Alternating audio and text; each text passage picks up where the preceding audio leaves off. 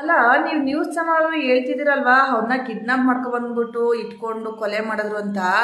ಅವನ್ ಸಾವಲ್ಲಿತ್ತು ಅಷ್ಟೇ, ಸತ್ತ. ಅದ್ರಲ್ಲಿ ಏನಿದೆ?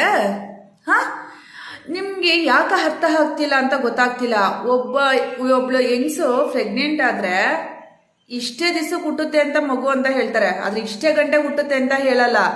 ಆದ್ರೆ ಅವರು ಹೇಳಿ ಡೇಟ್ಗೇನು ಹುಟ್ಟಲ್ಲ, ಒಂದೆರಡು ದಿವಸ ಹೆಚ್ಚು ಕಮ್ಮಿಯಾಗೆ ಹುಟ್ಟುತ್ತೆ. ಮನ್ಸನ್ ಸಾವು ಅಷ್ಟೇನೆ, ಯಾರಪ್ಪನು ಹೇಳಿ ಕೇಳಿ ಸಾವು ಬರಲ್ಲ, ಆಯ್ತಾ.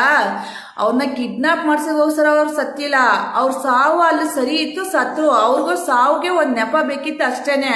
ಇವಾಗ ನಾವೇ ಅಂತಾನೆ ಇಟ್ಕೊಳ್ಳೋಣ, ಮಿಸ್ ಆಗಿ ಬಸ್ಸಲ್ಲಿ ಹೋಗ್ತಿರ್ತೀವಿ, ಮಿಸ್ ಆಗಿ ಏನಾರ ಅಕಸ್ಮಾತ್ ಸತ್ತೋಗ್ಬಿಟ್ವಿ, ಏನಂತಾರೆ ಆಕ್ಸಿಡೆಂಟ್ ಆಗಿ ಸಾಯ್ತಾರ ಅಂತಾರೆ, ಇಲ್ಲ ಸೀಟಲ್ಲಿ ಸುಮ್ಮನೆ ಕೂತಿದ್ವಪ್ಪ ಮಿಸ್ ಸತ್ತೋಗ್ಬಿಟ್ವಿ, ಅದಕ್ಕೆ ಬಸ್ನವ್ರ ಕಾರಣ ಆಗಿರಲ್ಲ. ನಮ್ ಸಾವಲ್ಲಿರುತ್ತೆ, ಅಷ್ಟಕ್ಕೆ ಮುಗಿಯುತ್ತೆ ಅಷ್ಟೇಯ.